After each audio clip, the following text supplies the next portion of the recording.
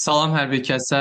Bugünkü videoda mən yəni mart ayının 16-sı OTQ tərəfindən keçirilmiş 9 siniflər üzrə olan sınaqdan ingilis dil fənnini izah eləyəcəm.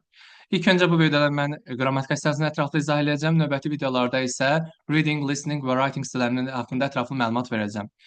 Başlamamışdan öncə bir şeyi nəzərinizə çatdırım ki, xəstəyim deyə bəzi hallarda ola bilər ki, səsimdən hər hansı bir xışıltı gəlsin. Buna görə öncədən üzrü sayın.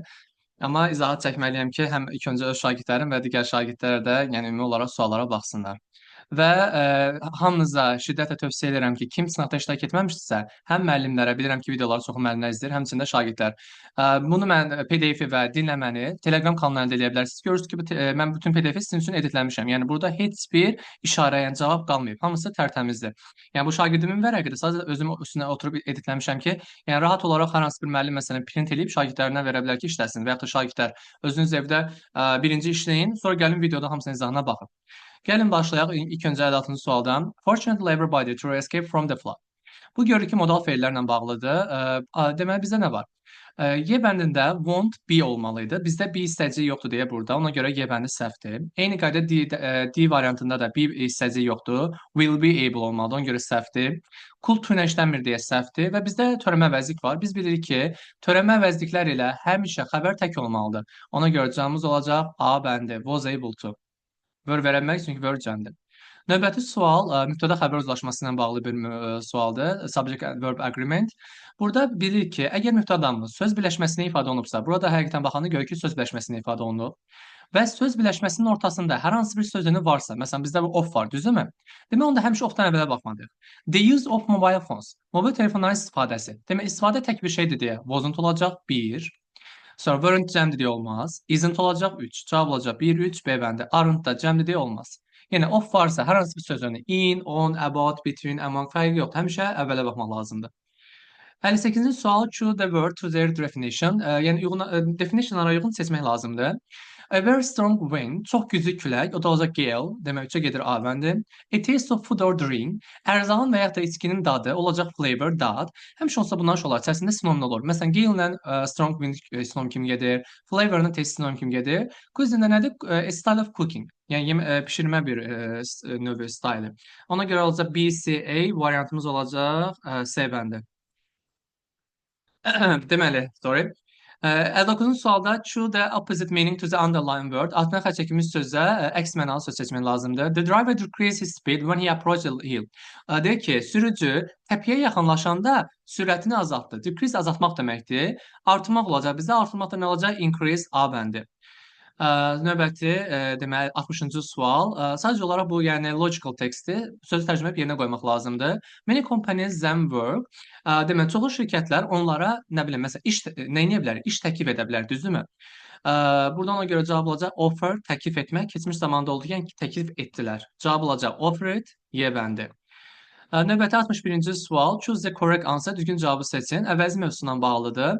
Görürük ki, birinci nöqtələrdən sonra bizdə isim yoxdur, amma ikinci nöqtələrdən sonra isim var. Deməli, birinci tərəfdə isimsiz əvəzlik, ikinci tərəfdə isə isimli əvəzlik olacaq.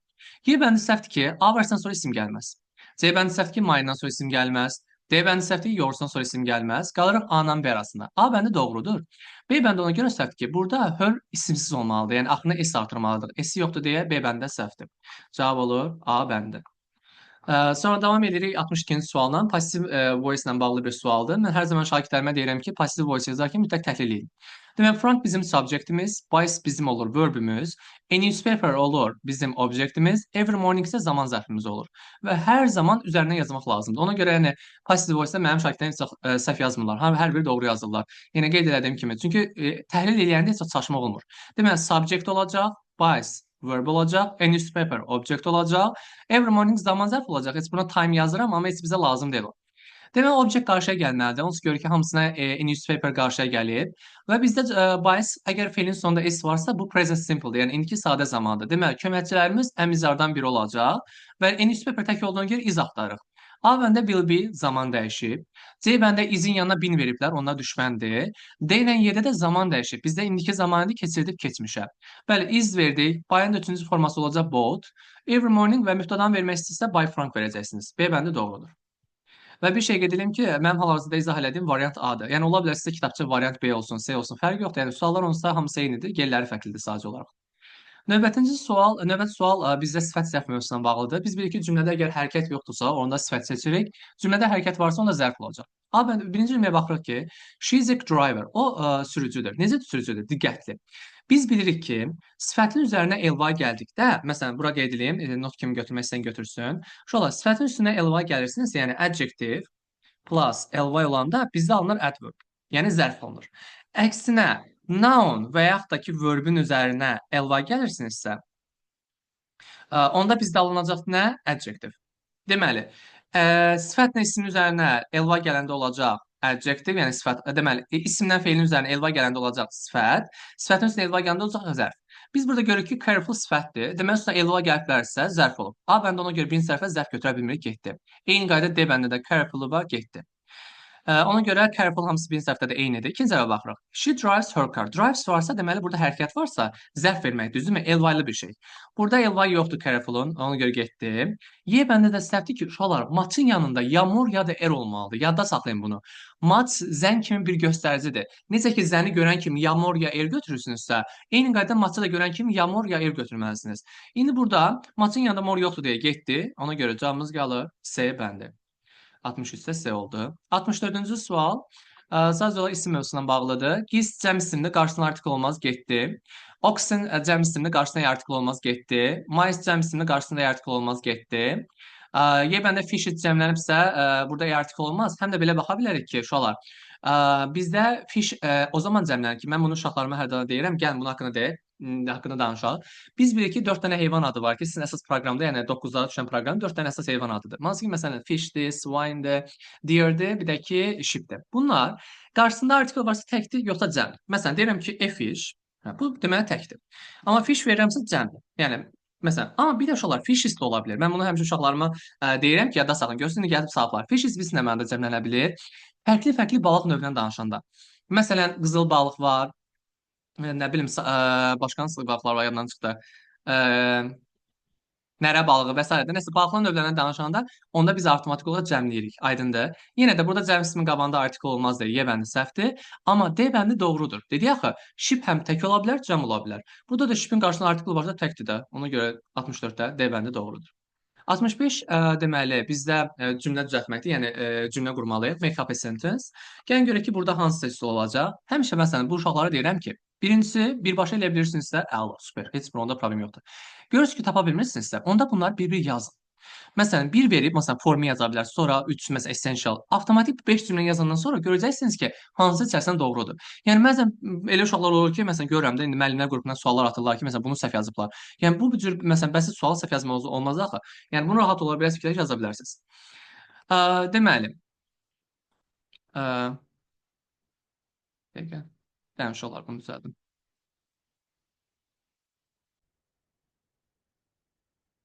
Aha, gəlin davam eləyək. Deməli, burada yenə qeyd etdiyim kimi cümləni düzəltməliyik. Məsələn, burada nə var? Speaking, məsələn, ola bilər. Speaking my mother tongue, yəni ana dilini danışmaq. Ona görə 2, 5 və 4 ardıcıl olmalıdır. Speaking my mother tongue is xəbərimiz essential, vacibdir. Kim üçün? Mənim üçün, for me. Cavab olacaq 2, 5, 4, 6, 3, 1. Uşaqlar, bu 2 daha. Bunu bir görməyin. Kitabçanı çevirəndə etdiyində sadəcə qarşısı silinib 2-dir. Ona görə cavabımız olacaq C bəndi. 66 mürəkkəb isimləri istəyir bizdən. Mürəkkəb isimlərdə görək nə var. Uşaqlar, deməli burada anniversary mürəkkəb deyə getdi. Neighbor-da mürəkkəb deyə getdi. Hardship-də mürəkkəb deyə getdi. Butter və fly var mürəkkəbdir. War və ship var mürəkkəbdir. Bir də stable və man var mürəkkəbdir. Cavab olacaq 4, 5, 6 D bəndi. 67-ci sual bizdə so do I, necə do I mövzusuna bağlıdır. Cümləmiz təsdiq olduğuna görə cavabda da təsdiq seçmək lazımdır.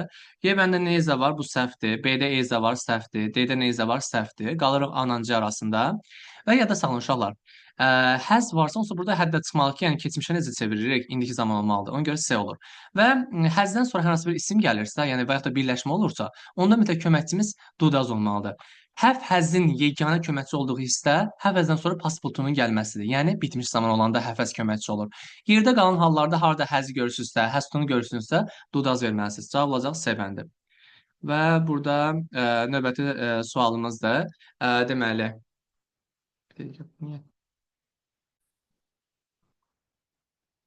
Deməli, bizdə sonuncu qayda sualımız, yəni qayda sizin olan suallardan sözlə bağlı bir sualımız var. 68-ci sual. Choose the word in closing meaning, yəni yaxın mənada o sözləri seçmək lazımdır. Include daxil etmək, yəni ibarət olmaq, consist of da ibarət olmaq, biri götürə bilirik. Appreciate minnətdar olmaq, interrupt sözünü kəsmək, müdaxilə etmək, bu əlaqəsi yoxdur. Receive əldə eləmək, get əldə eləmək olar. Disturb narahat etmək, please məmnun etmək, bu olmur. Assist kömək etmək, help kömək etmək olar. Cavab olacaq 1, 3, 5. Okay, növbəti hissələrdə isə reading hissəsini izah eləyəcəm. Hər birinizə uğurlar. Nəsə sualınız olsa rəy bölməsinə qeyd eləyərsiniz.